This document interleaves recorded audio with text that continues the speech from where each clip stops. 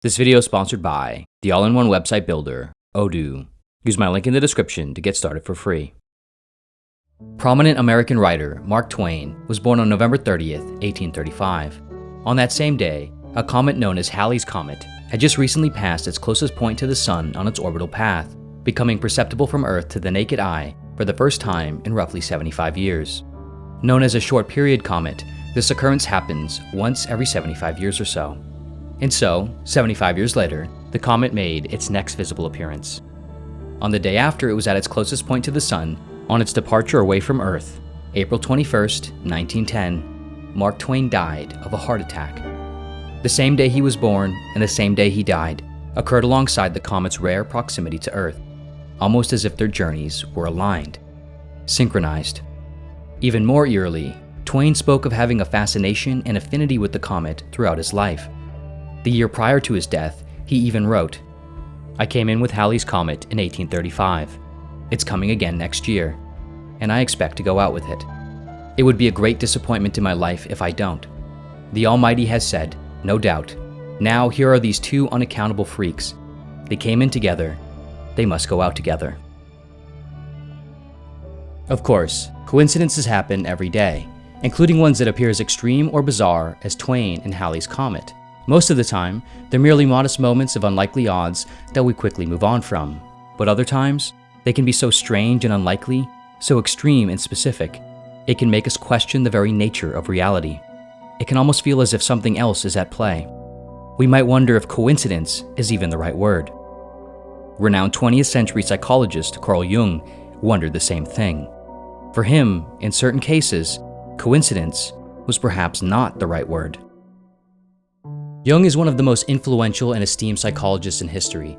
His insights and theories have provided new models and understandings of the mind and the self, from his theories about the unconscious mind, to dreams, to symbols, to archetypes, and to a shared collective unconscious.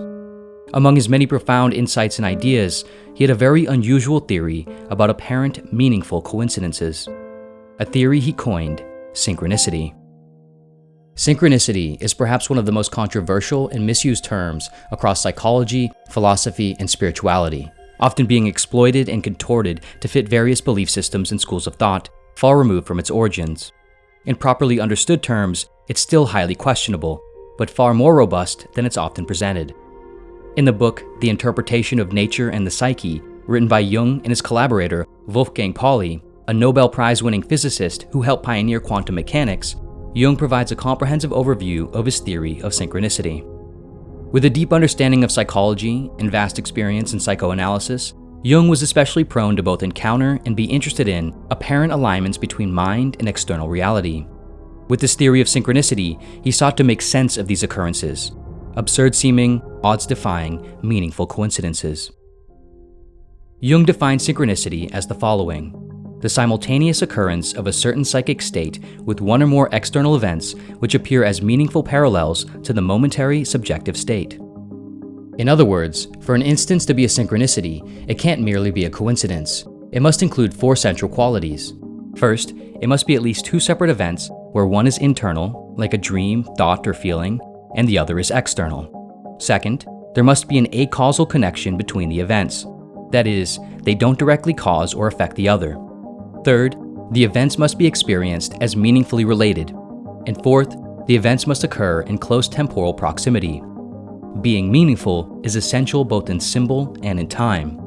Meaningful, according to Jung here, is when the internal event has a direct or symbolic parallel with external reality, and the perceived alignment elicits a sense of importance. To help clarify the distinction between coincidence and synchronicity, Jung writes, "Today is Friday. We have fish for lunch. Somebody happens to mention the custom of making an April fish of someone. That same morning, I made a note of an inscription which read, 'The man is completely a fish from the middle downwards.' In the afternoon, a former patient of mine, whom I had not seen for months, showed me some extremely impressive pictures of fish which he had painted in the meantime.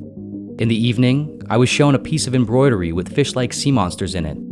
On the morning of April 2nd, another patient, whom I had not seen for many years, told me a dream in which he stood on the shore of a lake and saw a large fish that swam straight towards her and landed at her feet.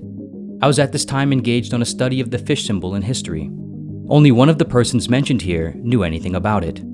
The suspicion that this must be a case of meaningful coincidence, that is, an acausal connection, is very natural. I must own that this run of events made a considerable impression on me. It seemed to me to have a certain numinous quality. In such circumstances, we are inclined to say, that cannot be mere chance, without knowing what exactly we are saying. The strength of an impression, however, proves nothing against the fortuitous coincidence of all these fishes. One must remember that fish on Friday is the usual thing, and on April 1st, one might very easily think of the April fish. Fishes frequently occur as symbols of unconscious contents, so there is no possible justification for seeing in this anything but a chance grouping. Alternatively, an example of synchronicity for Jung includes the following experience he had while treating one of his female patients who was struggling to overcome hyperrationalism and overintellectualization. In his office, during a session, the woman described to him a dream she had the previous night about a piece of jewelry in the form of a golden scarab beetle. As the woman described the dream, Jung began to hear tapping on the window behind him. When he turned around, he found a scarab-like beetle trying to get inside, an unusual behavior for the species in those conditions.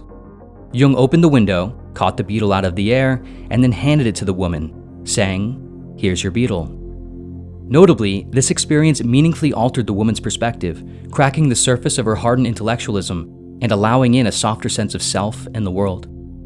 Unlike in the prior fish sequence, in this case, the alignment happens in close proximity in time, and there is an apparent acausal connection between an internal event, the woman's dreams, thoughts, and statements, and the external event, the sudden appearance and unusual behavior of the beetle.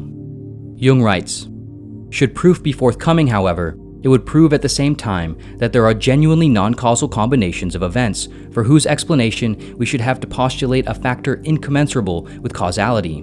We should then have to assume that events in general are related to one another on the one hand as causal chains, and on the other hand by a kind of meaningful cross-connection." For Jung, this kind of coincidence involves such statistical absurdity and symbolic meaning that the more likely explanation is something deeper and metaphysical. For him, they aren't merely signs of something specific to the individual experiencing them, but also signs of an underlying nature of reality. He writes, "Synchronistic phenomena prove the simultaneous occurrence of meaningful equivalences in heterogeneous, causally unrelated processes. In other words, they prove that a content perceived by an observer can, at the same time, be represented by an outside event, without any causal connection. From this it follows either that the psyche cannot be localized in space, or that space is relative to the psyche. I do not need to emphasize that the verification of these findings must have far-reaching consequences." Jung takes this rather giant leap based on several other theories and premises he establishes. Crucially, he believed that the mind and reality are fundamentally intertwined. He speculated that matter and psyche flower from the same stem, which he referred to as unus mundus, or one world, an underlying unified substrate of the universe.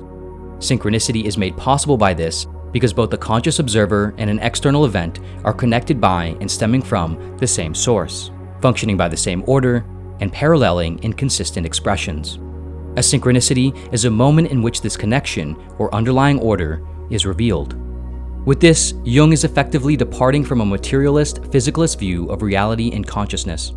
Here, the fundamental nature of the universe becomes a single unified whole. Time becomes an illusion at the foundations of the psyche and reality. The unconscious mind becomes unbounded and eternal. Reality is not matter over mind, or mind over matter, but mind and matter as one. In doing this, Jung effectively arrives at a novel version of a long-standing philosophical and spiritual idea, one that has transcended history and geography. Similar notions of a unified order of reality have echoes spanning back to the voices of Heraclitus and the Stoics, with their idea of the Logos, Taoism's notion of the Tao, Hinduism's Brahman, Arthur Schopenhauer's concept of the will, along with many others. Jung himself writes, "If this is nothing less than a restoration of the original state of the cosmos and the divine unconsciousness of the world, we can understand the extraordinary fascination emanating from this mystery.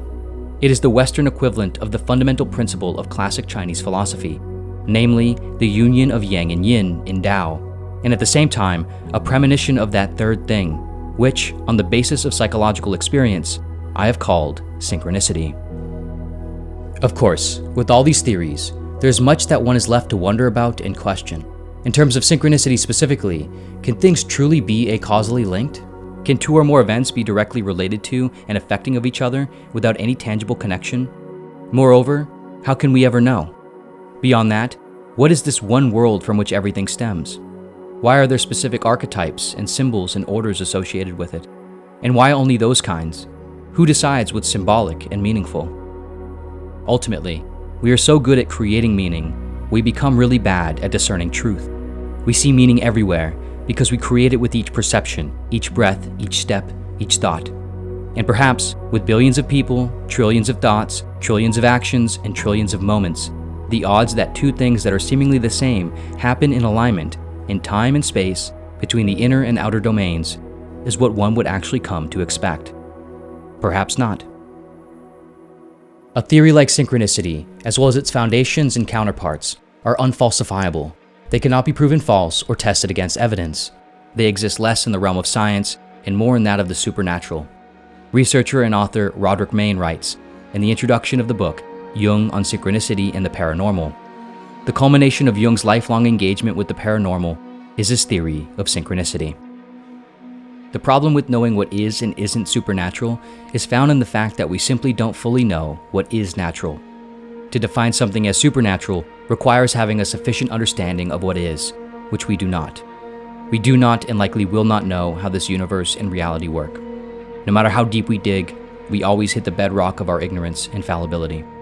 We worship science and materialism as a sort of salvation, a life raft made of information designed to carry us into the heavens of certainty. Though this craft is undeniably impressive, no matter how far we travel in it, we will never escape ourselves. Regardless of any underlying truth to synchronicity, it is an extremely fascinating idea that brings up important questions about the relationship between mind and reality, between ontology and phenomenology, between meaning and coincidence, randomness and order.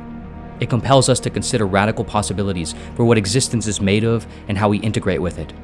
It reminds us that there is something inherently other about everything, something beyond our comprehension that we participate in without understanding, like an infinite game of hide and seek, where the hider is also the seeker, but we haven't looked enough places to discover this yet.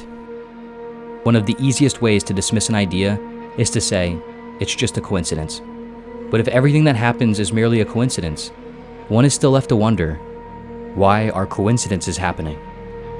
Why is anything happening?